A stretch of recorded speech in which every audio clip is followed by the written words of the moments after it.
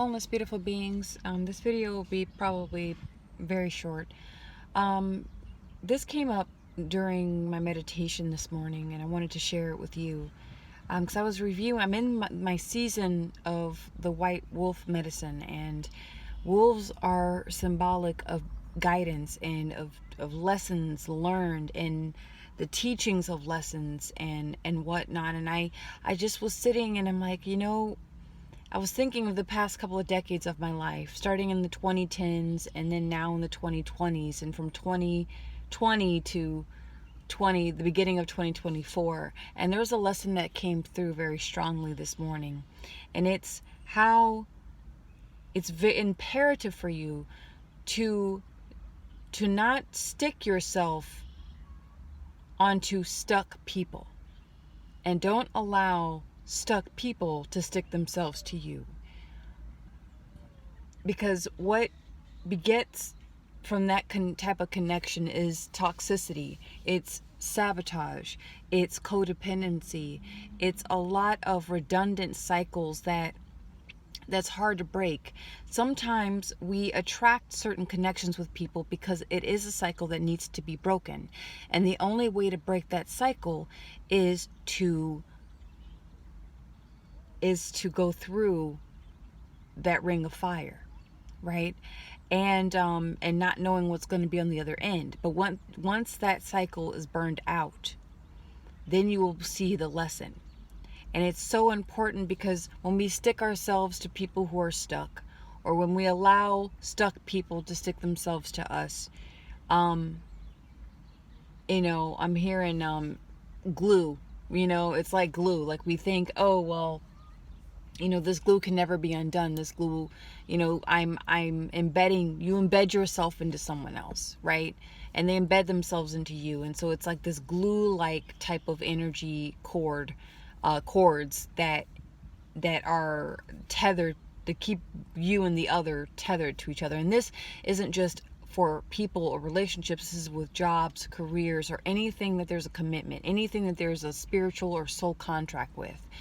And so this is just a kind reminder, let go. Let people who can't come with you stay where they're at. Don't stick yourself to their situations. Don't stick yourself to their paradigm. Don't stick yourself to anywhere, really. And no, this isn't about the fear of commitment, and that you shouldn't commit yourself to jobs or people or places. I'm not saying run away from your problems. That's not what I'm saying at all. But you better be very much aware to make sure that it's the right space, the right place, and the right people or person. Because if you don't discern, even if you're not careful, you will drag yourself down. Stuck people and stuck the kind of sticky environments drag you down. They drag your frequency. They drag you away from your purpose. They drag you away from your focus. They distract you from where you belong. And sometimes we have more than anything nowadays, we have this phenomenon called FOMO, fear of missing out. Whereas you'll say, oh, if I don't take this job, I'm going to miss out on something. Or if I don't go on a date with this person, I'm going to miss out on something. You need to get in tune with your feelings, get in tune with your intuition, get in tune with your discernment. Now more than ever. The 2020s is no decade to play around with.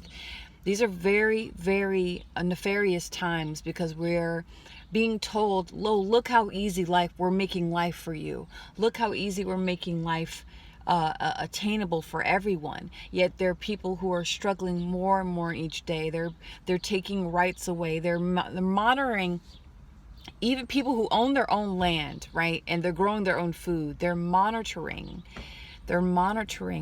how much and how they grow their own food, and how much they're growing on their own land. It's become way too controlled. There's so many distractions. We're being pulled away from the truth that is within ourselves. So be aware. Don't get stuck in a sticky situation that's going to get really hard they'll be hard to get out of. Okay? And sometimes you do need it, and you end up getting stuck anyway because you're not paying attention and you're not out letting yourself outgrow the cycle. And so the universe and yourself, actually, there's no one else to blame. You do this for a lot of the situations we find ourselves, we get stuck in, we actually set that up ourselves so that we can free ourselves. We can't blame anyone for our existence. We can't blame our parents. We can't blame the people who hurt us.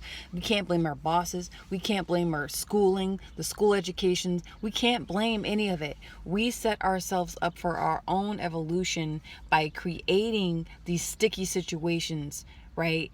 We actually create certain traps for ourselves so that we may learn how to expand beyond the limitations that we set up for ourselves, because we are, I think, at the very core of human existence, we desire to be unified with the all. And so in order for that to happen, we must go through these cycles and seasons of suffering. Okay? But with that, and suffering is by choice at times. Suffering is by choice. But I'm tired of the whole we're blame, I blame my mommy, I blame my dad for how I am. I was watching a YouTuber, her name is She Is of the Woods. She goes by the name of April, and she's a master herbalist, but she grew up, I think she actually wrote a biography or a memoir, and she had a very, very, very horrible childhood. And I haven't read her story, but people have asked her in her comments, like after they read her story, like, how are you this way? How are you so helpful, so loving, so positive? And she said that she made a choice.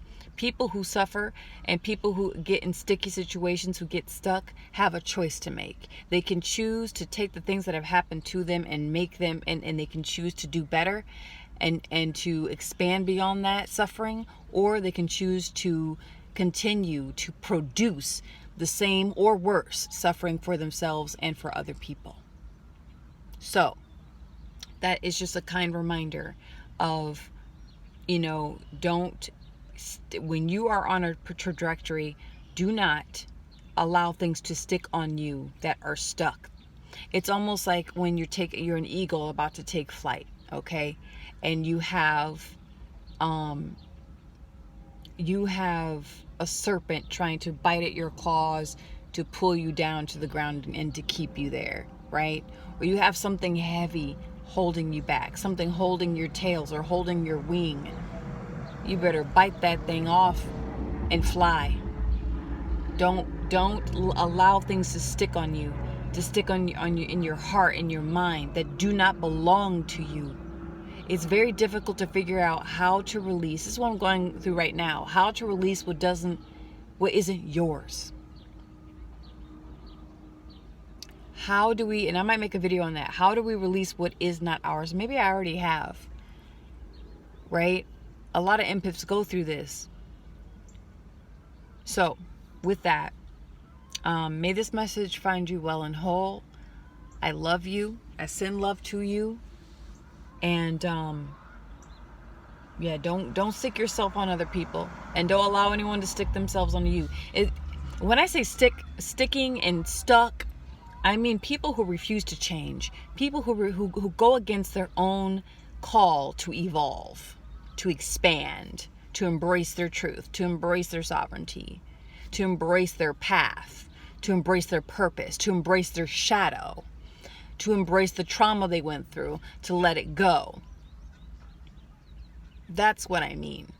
We all get a little, unsure and doubtful before we make the jump. But there are people who literally refuse to do what they need to do. And they know they're going to feel better. They know they're going to feel better after it. That's the kicker. That's what I don't understand. Right? And also sticky environments, sticky situations. Avoid those. Be on the lookout for that. I say this as a woman in her mid to late 30s. Like, boy, the things you learn in time. But your higher self, your soul, came here, it incarnated, whatever God you want to call on. I don't care. This is for all people. Call on Yahweh, Yeshua, Allah, Jesus, Shakti, Odin, plethora of different gods. And I don't care what path you're on. It's the message that's most important. You can call yourself whatever. We all still have to have a human experience. You can call yourself otherworldly. There are people, spiritualists, who, love and light. And, they claim, I'm from another world. I'm not from here. They're just running from themselves. Ain't no way in heck that you're supposed to be running from your purpose. You came here to have a human experience. You didn't come here to avoid being human. You didn't come here to avoid being human. You didn't come here to say, I'm from planet Ipsilon and I am, call me Balthazar. No. Your mother gave you a name, okay? You evolved, maybe you change your name 5, 6, 7, 8 times. Who cares, right? That's your own inner work. But you're here to be human. You're a being having a human experience. Stop running away from what makes you human. We get lost a lot of the time with this spiritual doctrine. Connect to your higher self. Okay, that's great. But you have to get to know your lower nature. You have to heal the lower nature. You want to bring in angelic energies and entities and higher frequencies, you have to get to know your lower nature. Love on your lower nature. Love on those wounds. Love on those traumas. What I'm telling you, I'm telling myself. In no way am I looking down on anybody. I'm not holier than thou. In no shape, way, or form. I am Naja Rashida Silvertree. Silvertree is my medicine name, my spirit name that came to me. Right? I should make another message about that. What's in a name? What truly is in a name? Because with name, there's ownership. It's very interesting. Is there more power being nameless? I think being named is a form of possession. I'll have to get into that in another video. But that's the message. Unstuck yourself. Okay? Unstuck. Or unstick yourself. From BS that isn't you. From people that aren't you. That don't stand for they're not going where you're going. Leave them alone. That's it. I'll see you next video.